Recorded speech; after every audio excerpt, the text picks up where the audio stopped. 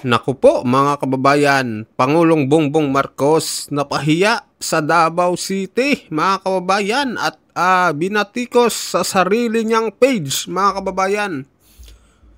Patungkol po ito sa inaugurasyon po ng Bocana Bridge na funded ng China at tila inangkin daw umano ito ng administrasyon ni BBM mga kababayan. Sabi ito sa comment section. Halak ka mga kababayan. Tingnan nyo yung comment dito.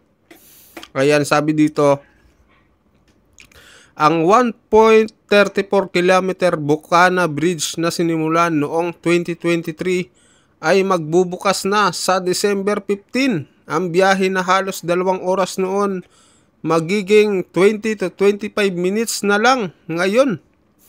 Ginhawang siguradong mararamdaman ng mahigit 14,000 motorista araw-araw, lalo na ngayong papalapit ang Kapaskuhan mga kababayan. So mismo sa page niya ay binati ko siya dahil itong proyekto na ito mga kababayan ay nagsimula pa nung pandemic sa panahon ni Pangulong Rodrigo Roa Duterte mga kababayan, at funded po ito ng China mga kababayan. Ibig sabihin daw pag funded ng China ay mismong local government daw mga kababayan yung nakaano dito, yung tumutulong mga kababayan, hindi daw po ang national. Ayan, yan daw yung sabi dito sa comment mga kababayan. Ayan sabi dito, ayan, project grabber ka talaga, drug addict, magnanakaw Marcos Jr. Ayan mababasa nyo mga kababayan na ayan, ito pa, walang legacy project kaya credit grab ka na lang. Ayan, mali naman talaga mga kababayan. Ba't 2023 ang nakalagay? Pandemic pa daw to nag-start.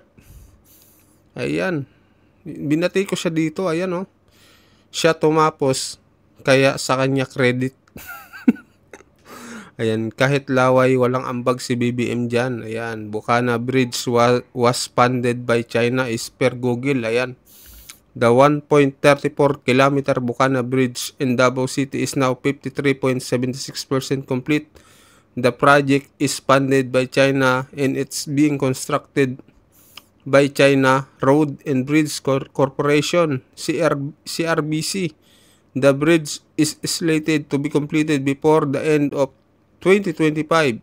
Ayan, 4 hours ago. Ayan, build ni Duterte, mine ni BBM. Ayan mga kababayan, yung comment dito. Build versus mine. Ayan, binati ko siya dito sa sarili niyang account mga kababayan. Ayan, tag iyas Philippines. Nagpictorial naman kadiha, wala maimo ana. Ayan, the project is ito mga kababayan, sabi dito, the project started in 2018 as China granted the bridge to Davao. Ayan mga kababayan. So basahin natin yung iba pang comment dito. Ayan, anong started? Plano pa lang po at nag-start ng construction July 2022. Ayan mga kababayan. Correct. Agikpod guro ka ma'am. Ayan.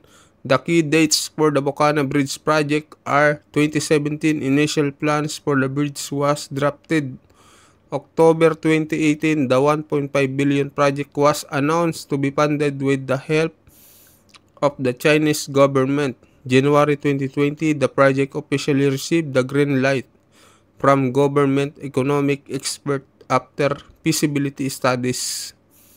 December 2020, the Philippines and China signed the official 3.126 billion was grant agreement to fund the construction. July 1, 2022, a notice to proceed was issued to the contractors initiating the detailed engineering and design phase. November 2023, board filling works and main construction officially commenced. Ayan mga kababayan. The bridge is critical component of the Davao City Coastal Road Network and is expected to be fully operational by December 15, 2025. Ayan, mga kababayan, no? 2018 China funded. Grabe sir, project nung dalawang kinasusuklaman mo, Duterte, China, Astig. Ayan, mga kababayan, no? So, matindi dito. Talagang binatikos dito si BBM at ang daming comment. Tingnan natin yung ano dito. Ayan yung mga naghaha. Mga kababayan, madami po yan. Hindi natin makita kasi yung ano, naka-off po yung mga haha-react dito sa account ni Pangulong Bongbong Marcos. So, panoorin naman natin mga kababayan itong kung saan napahiya si BBM, no? Dito sa punta niya sa Davao. Ito mga kababayan, ang sigaw ay Duterte, mga kababayan. Ayan. Nasa ano pa po dyan siya, no? Nasa helicopter. Paalis na ata mga kababayan. Ang sigaw ng tao ay Duterte, Duterte.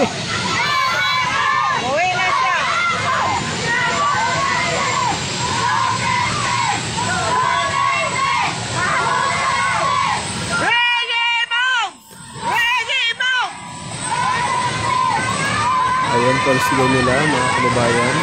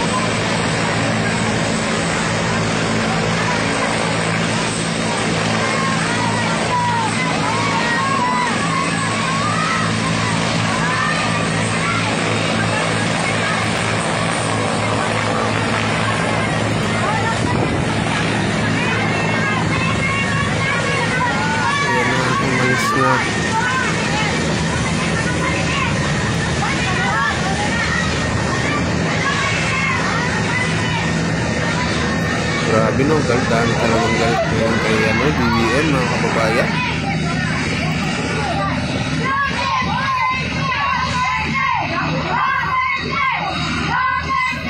Duterte talagang sigaw.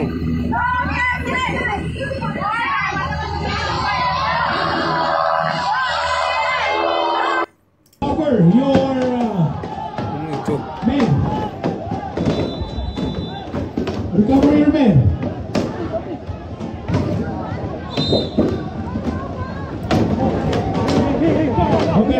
Ayan, nagpahigayon o civil disturbance management challenge ang polis.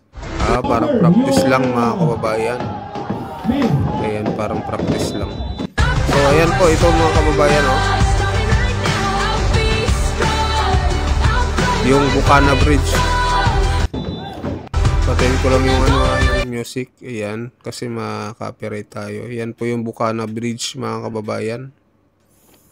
Ayan, November 19, inano siya, in-update, 99.2%. At ngayon pong araw na to ay binuksan itong Bukana Bridge. Ayan po, ganyan siya kaganda, mga kababayan, no? Maganda naman pala ang project ng China, no, mga kababayan? Ba't ayaw ng mga pinklawan sa China? Yan, ganda naman, no, matibay. Katulad nung Intramuros Bridge, no? Binondo Intramuros Bridge hanggang ngayon nakatayo pa rin, matibay mga kababayan. Tapos yung ayaw nila sa China. Ayan, matibay naman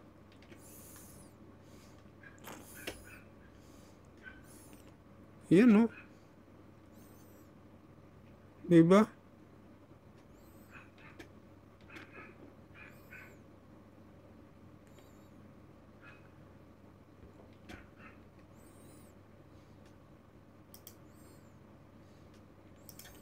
Yan, mag-comment po kayo mga kababayan. So, punta tayo dito. Ayan. Sa ang balita ngayon. Sabi dito, Bukana Bridge idineklarang legacy project ng Administrasyong Marcos Jr. sa Davao City. Halaka, grabe. Legacy niya daw mga kababayan. Ayan, bagamat pinunduhan ng gobyerno ng China noong Administrasyon Duterte, itinuturing ni Pangulong Ferdinand Marcos Jr. ang Bukana Bridge, Davao River Bridge bilang bahagi ng mga legacy projects na matatapos sa ilalim ng kanyang pamumuno. Antibay mo. Ayan, ito ang pahayag ng Pangulo matapos niyang pangunahan ng inspection sa tulay noong Disyembre 4, 2025 bilang araw bago ang target ng pagbubukas nito sa Disyembre 15, mga kababayan. Hindi man lang binanggit si si dating Pangulong Duterte. Ayan, ito ay isa sa 4 na malalaking proyekto ang mga tinatawag naming legacy projects na tatapusin namin sa Davao at sa mga karatig lugar nito.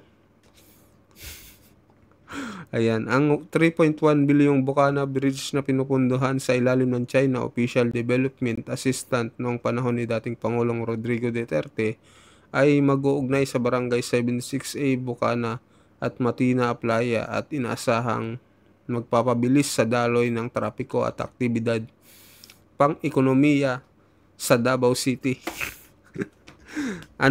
Dito sa Luzon, mayroon ba mga kababayan? Parang wala, no? Dito na lang siya pumunta sa Davao eh. Talagang makikita niya kasi na talagang walang ghost project. At pati yung funded ng China, inangkin mga kababayan, antindi. No? So mag-comment kayo mga kababayan. So anong masasabi nyo dito? Mag-like at mag-subscribe kayo at sa mga bagong pasok dyan, pasubscribe po ng ating channel. Maraming salamat po.